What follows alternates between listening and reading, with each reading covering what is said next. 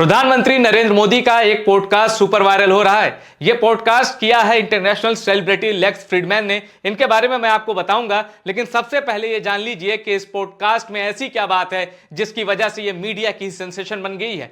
दरअसल इस पॉडकास्ट में प्रधानमंत्री नरेंद्र मोदी ने पाकिस्तान से लेकर गोधरा तक के गंभीर मुद्दों को छुआ है और पहली बार नरेंद्र मोदी ने बताया है कि आखिर गोधरा का वो सीक्रेट क्या है जिसको लेकर 2002 से लेकर आज तक जो राजनीति है वो जारी है। और यकीन मानिए इस पॉडकास्ट के कुछ हिस्से सुपर वायरल होने वाले हैं। तो चलिए मैं आपको बताता हूं कि आखिर नरेंद्र मोदी ने गोधरा के विषय में क्या कुछ कहा है लेक्स फ्रीडमैन के पॉडकास्ट में, और क्यों मैं कह रहा हूं कि मैं बताता हूं गोधरा का सच।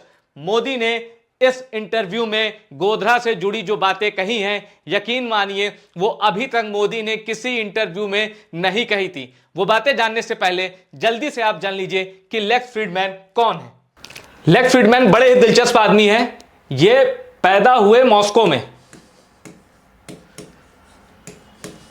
मॉस्को यानी रूस। ये मॉस्को में पैदा हुए और इनका परिचय क्या है, ये कंप्यूटर साइंटिस्ट हैं, बहुत बड़े लेवल के, हल्के फुल्के मत समझिएगा। इनका पेशा जो है वो कंप्यूटर साइंटिस्ट का है। लेकिन इनके अंदर एक और खास बात है, मॉस्को में पैदा हुए और जब रूस का यानी यूएसएसआर जब टूटा, जब सोवियत रूस का विघटन हुआ, तब ये यूएस चले आए और बाई बर्थ ये क्या है, यानी यहूदी। और इन्होंने अब तक कई बड़ी बड़ी सेलिब्रिटीज का इंटरव्यू किया है, जिसमें Elon Musk, Jeff Bezos, Zelensky समेत ऐसी सेलिब्रिटीज हैं जिनको दुनिया का हर देश जानता है और जो वर्ल्ड ऑर्डर पर अपना एक प्रभाव रखते हैं। लेक्स फ्रीडमैन ने नरेंद्र मोदी का जो पॉडकास्ट किया है वो रिलीज होने के भीतर ही सुपर वायरल हो चुका है। और जल्दी से अब मैं आपको बता देता हूं कि आखिर गोधरा पर नरेंद्र मोदी ने क्या कुछ कहा है। गोधरा कांड पर मोदी का इंटरनेशनल खुलासा। यह खुलासा इंटरनेशनल इसलिए है क्योंकि इंटरव्यू जो सेलिब्रिटी ले रही थी, जो पॉडकास्ट में जो होस्ट थे लेक्स फ्रीडमैन, वो खुद एक इंटरनेशनल सेलिब्रिटी हैं और नरेंद्र मोदी कई सर्वे में ग्लोबल लीडर नंबर 1 भी आ चुके हैं। यानी ये पॉडकास्ट पूरी तरह से इंटरनेशनल था। और अब मैं बताता हूं नरेंद्र मोदी से जब गोधरा पर सवाल किया गया तो नरेंद्र मोदी ने क्या कहा। नरेंद्र मोदी ने कहा कि 2002 और गुजरात के दंगे, इस पर बात करने से पहले मैं 12-15 महीने पहले की कुछ घटनाओं का जिक्र करना चाहता हूं ताकि आपको अंदाजा लग जाए कि तब क्या स्थिति थी। यानी नरेंद्र मोदी ने गोधरा पर बोलने से पहले एक सिनेरियो समझाया कि जरा 12-15 महीने पहले आइए और फिर मैं गोधरा पे बात करूंगा। पहले जरा वो बैकग्राउंडर समझ लीजिए कि गोधरा कांड होने से पहले क्या स्थितियां थीं देश में और भारत में। इसके बाद नरेंद्र मोदी कहते हैं कि 24 दिसंबर 1999 को काठमांडू से दिल्ली आने वाली फ्लाइट हाईजैक कर ली गई। भारत में तूफान उठ गया। आपको पता होगा IC-814, जिसके बाद मौलाना मसूद अजहर को छुड़ाया गया था हाईजैकर्स ने, और भारत का एक तरह से यह सरेंडर था। अटल जी की सरकार की यह बहुत बड़ी कूटनीतिक हार थी। अब देखिए क्या होता है। नरेंद्र मोदी कहते हैं कि 24 दिसंबर 1999 को काठमांडू से दिल्ली आने वाली फ्लाइट हाईजैक कर ली गई, भारत में तूफान उठ गया। 2000 के आसपास लाल किले के करीब आतंकी हमला हुआ। इसके बाद 11 सितंबर 2001 को अमेरिका के ट्विन टावर पर अटैक हो गया, यानी 9/11। इसके बाद अक्टूबर 2001 को जम्मू कश्मीर की विधानसभा पर हमला हो गया। यानी नरेंद्र मोदी एक सीरीज ऑफ सीक्वेंस गिना रहे हैं जो उन हमलों के जो साल दर साल, महीने दर महीने हुए। 24 दिसंबर को काठमांडू प्लेन हाईजैक से नरेंद्र मोदी ने शुरुआत की है। उसके बाद वो 2000 के लाल किला अटैक की बात करते हैं। उसके बाद नरेंद्र मोदी 9/11 का जिक्र करते हैं, यानी ग्लोबल टेरर का जो पोस्टर है, जो ट्विन टावर से जब प्लेन टकराता है, उसका जिक्र नरेंद्र मोदी करते हैं। फिर पीएम आगे कहते हैं ये सब हमले करने वाले एक ही प्रकार के लोग थे, यानी जिनकी आतंकी सोच, आतंकी अप्रोच, ये सब हमले करने वाले एक ही प्रकार के लोग थे। 13 दिसंबर 2001 को भारत की संसद पर आतंकी हमला हो गया। उस 8-10 महीने में पूरी दुनिया में आतंकी घटनाएं हुई। अब मैं यहां एक छोटी सी चीज कनेक्ट कर दूं।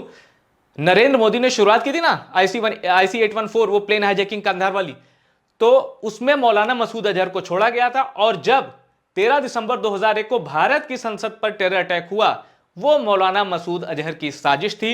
एक चीज और मैं इन्फो के तौर पे आपको दे दूं, जब मसूद अजहर को छुड़वाने की डिमांड हुई तब वो कोई खतरनाक टेररिस्ट नहीं था। वो टेररिस्ट था, पर कोई बहुत खतरनाक खूंखार टेररिस्ट नहीं था। मसूद अजहर उसके बाद खतरनाक खूंखार बना है। मसूद अजहर ने संसद पर हमले की साजिश रची थी।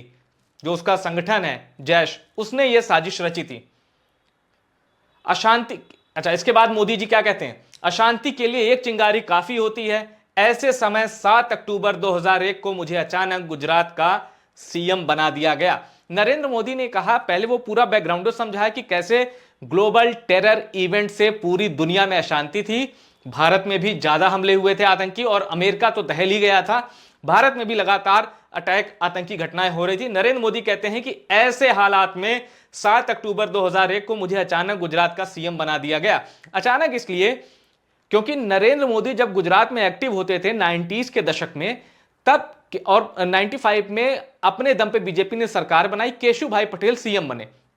लेकिन वहां होता क्या है, शंकर सिंह वाघेला बीजेपी के अंदर रिवोल्ट कर देते हैं और वो कुछ विधायकों के साथ पार्टी तोड़ने की बात पर आ जाते हैं। बाद में जब अटल जी आडवाणी जी से मुलाकात के बाद शंकर सिंह वाघेला को बहुत मनाया जाता है, समझाया जाता है कि पार्टी मत तोड़िए, आप जो कहेंगे मानेंगे।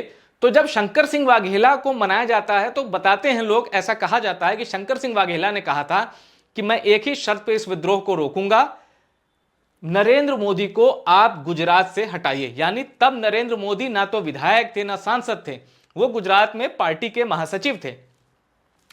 नरेंद्र मोदी से शंकर सिंह वाघेला को इतनी दिक्कत थी कि उन्होंने अटल जी से कहा था कि आप नरेंद्र मोदी को गुजरात से हटाइए।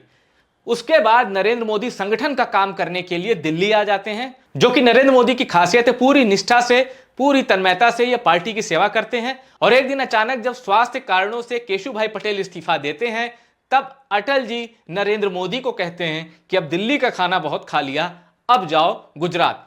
तब भी नरेंद्र मोदी को समझ नहीं आ रहा था कि ये क्या हुआ, लेकिन आरएसएस और बीजेपी के दोनों की पसंद नरेंद्र मोदी थे। और नरेंद्र मोदी, जिन्होंने अपने जीवन में तब विधानसभा का कोई चुनाव नहीं लड़ा था, वो अचानक गुजरात के सीएम बना दिए जाते हैं। और इसीलिए नरेंद्र मोदी ने अचानक शब्द का इस्तेमाल किया है, क्योंकि राजनीति में उनका आना, सीधे मुख्यमंत्री बनना, यह महज एक संयोग था। संयोग इसलिए क्योंकि यह प्रयोग अटल बिहारी वाजपेयी और लालकृष्ण आडवाणी का था, जिसमें संघ की भी पूरी सहमति थी, और इस प्रयोग के बारे में नरेंद्र मोदी को पता नहीं था।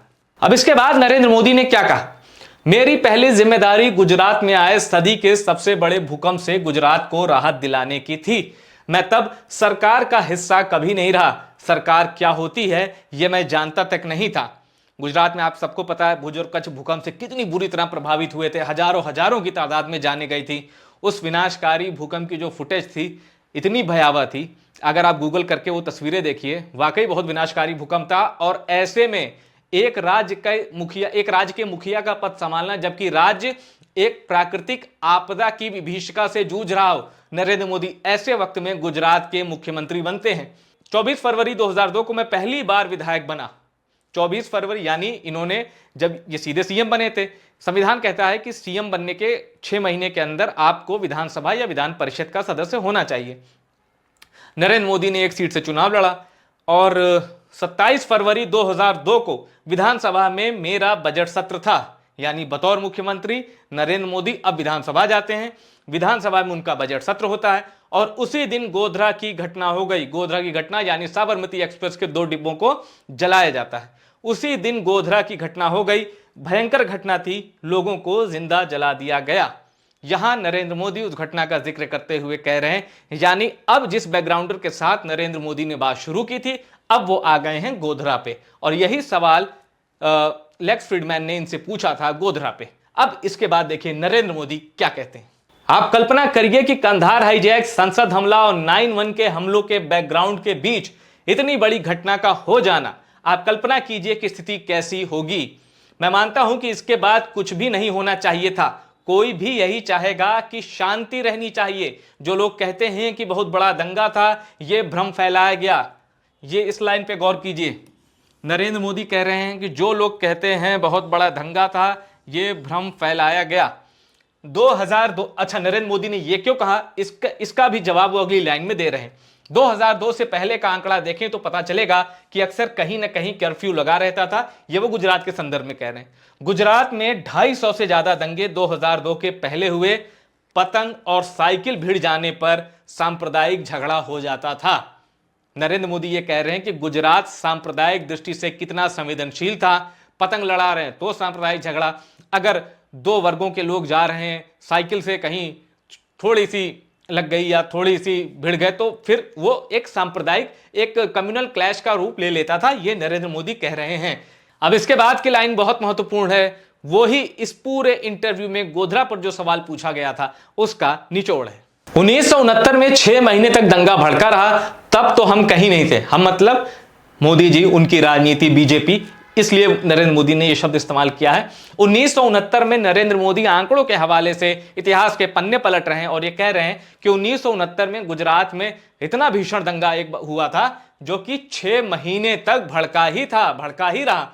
गोधरा की घटना एक स्पार्किंग पॉइंट बन गई, यानी साबरमती एक्सप्रेस के जिन डिब्बों को जलाया गया उसके बाद वो जो घटना थी वो एक स्पार्किंग पॉइंट बन गई, यानी उसकी वजह से हिंसा इग्नाइट हुई और फिर कुछ लोगों ने हिंसा कर दी। लेकिन न्यायालय ने इस केस को बारीक नजर से देखा। उस समय सत्ता में विरोधी लोग थे, उस समय सत्ता में, हालांकि यह घटना 2002 की, उस समय केंद्र में एनडीए की सरकार थी, लेकिन 2 ही साल में सत्ता परिवर्तन हो गया था, कांग्रेस केंद्र में आ चुकी थी। और उसके बाद भी जो गोधरा कांड की बातें हैं ना, वो ऐसा नहीं है कि अटल जी की सरकार के समय ही जांच हो गई और नरेंद्र मोदी को क्लीन चिट मिल गई। 2004 में जब बीजेपी की लीडरशिप वाली एनडीए सरकार की विदाई होती है और कांग्रेस की लीडरशिप वाली यूपीए सरकार आती है, तब शुरू होता है नरेंद्र मोदी का मीडिया ट्रायल। उनको, एक सिटिंग सीएम को गुजरात के दंगों में घसीटने की पूरी कोशिश की जाती है, लेकिन नरेंद्र मोदी एसआईटी के सामने कई घंटों तक जब वो इंट्रोगेट होते हैं तब वो बैठे रहते हैं और संविधान का पूरा पालन करते हुए नरेंद्र मोदी ने अपना जो मीडिया ट्रायल था उसको फेस किया था। यह मैं आपको एक ऐसी जानकारी दे रहा हूं जो कि जिस पर बहुत लोगों का मत है। उस समय सत्ता में विरोधी लोग थे, यानी 2004 के आसपास, क्योंकि तभी सत्ता परिवर्तन हुआ था और अटल जी की सरकार गई थी।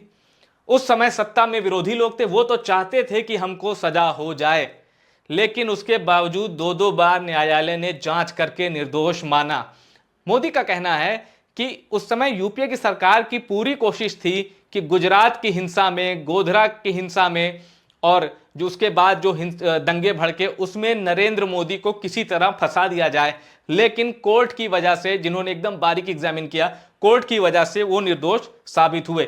जिन लोगों ने ये किया उनके लिए कोर्ट ने अपना काम किया है। यानी नरेंद्र मोदी का कहना है कि जिनकी वजह से भी दंगे भड़के और जो लोग इसमें शामिल थे, कोर्ट ने उन्हें सजा सुनाई है। अब गोधरा के सवाल पे आखिरी बात नरेंद्र मोदी क्या कहते हैं।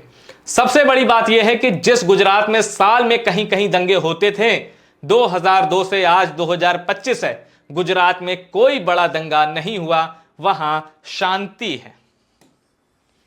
हम वोट बैंक की राजनीति नहीं करते, सबका साथ, सबका विश्वास, सबका प्रयास, इस मंत्र को लेकर चलते हैं। जिसको भी विकास करना है वो हमारे साथ जुड़ जाता है। असल में नरेंद्र मोदी गुजरात मॉडल पर आकर बात खत्म कर रहे हैं और ये कह रहे हैं कि 2002 के बाद से गुजरात में शांति है। उसके पहले बहुत दंगे होते थे, लेकिन जब मोदी ने कार्यभार संभाला बतौर सीएम, उसके बाद जो गोधरा का कांड हुआ और तब से लेके आज तक गुजरात में कोई बड़ा दंगा नहीं हुआ। यानी नरेंद्र मोदी इसको अपने सख्त एडमिनिस्ट्रेशन के तौर पर लेते हैं और जो लकीर वो गुजरात के सीएम के तौर पर खींच के गए थे वो आज भी कायम है। तो नरेंद्र मोदी उसी को कोट कर रहे हैं कि गुजरात में कोई भी बड़ा दंगा नहीं हुआ। अब यही आखिरी बात थी। इसके बाद नरेंद्र मोदी से दूसरे विषय पे सवाल किया जाता है, यानी गोधरा पे, गुजरात के दंगों पर, 2002 का जो वो कांड था उस पर नरेंद्र मोदी ने इतनी बातें कही जो मैंने आपको बता दी। वैसे एक सच ये भी है कि गोधरा कांड के बाद जो हिंसा भड़की थी उसके बाद अटल जी भारी दबाव में थे। वो नरेंद्र मोदी से इस्तीफा लेना चाहते थे और नरेंद्र मोदी इस्तीफा देने को तैयार भी हो गए थे। उन्होंने कहा था कि अटल जी ऐसा चाहते हैं तो मैं इस्तीफा देने को तैयार हूं, लेकिन लाल कृष्ण आडवाणी की वजह से नरेंद्र मोदी ने इस्तीफा नहीं दिया और उसके बाद उनकी जो राजनीतिक कामयाबी है वो न सिर्फ चौंकाती है बल्कि लोकतंत्र के इतिहास में जो नरेंद्र मोदी की यात्रा है वो बड़ी चमत्कारिक है। क्योंकि कहां से जब वो चुनाव, विधायक का चुनाव भी उन्होंने नहीं लड़ा था, तब वो उससे पहले वो मुख्यमंत्री बना दिए गए और जब कभी जीवन में उन्होंने सांसद का चुनाव नहीं लड़ा था, उससे मतलब उसी चुनाव में, यानी जब पहली बार वो सांसद बनते हैं तब नरेंद्र मोदी प्रधानमंत्री भी बन जाते हैं। यानी कि जब नरेंद्र मोदी पहली बार विधानसभा में जाते हैं तो वो मुख्यमंत्री होते हैं, और जब नरेंद्र मोदी पहली बार देश की संसद में जाते हैं तब वो देश के प्रधानमंत्री होते हैं। हालांकि नरेंद्र मोदी की इस चमत्कारिक और अविश्वसनीय राजनीतिक यात्रा में विपक्ष गोधरा का चैप्टर बार बार ओपन करने की कोशिश करता है। कई विषयों पर नरेंद्र मोदी की शुरू से पॉलिसी रही है कि उन्हें, नरेंद्र मोदी कई बार कहते हैं कि वो सिर्फ काम करने आए हैं, किसी विषय पर बयान देने, बयानबाजी करने या विपक्ष के आरोपों का जवाब देने नहीं आए हैं। लेकिन यह भी सच है कि जब तक नरेंद्र मोदी रहेंगे, विपक्ष गोधरा के विषय पर उनको घेरने की कोशिश करता रहेगा, और नरेंद्र मोदी जो जवाब उन्होंने इस पॉडकास्ट में दिया है, यही नरेंद्र मोदी की ओर से उनको जवाब माना जाएगा।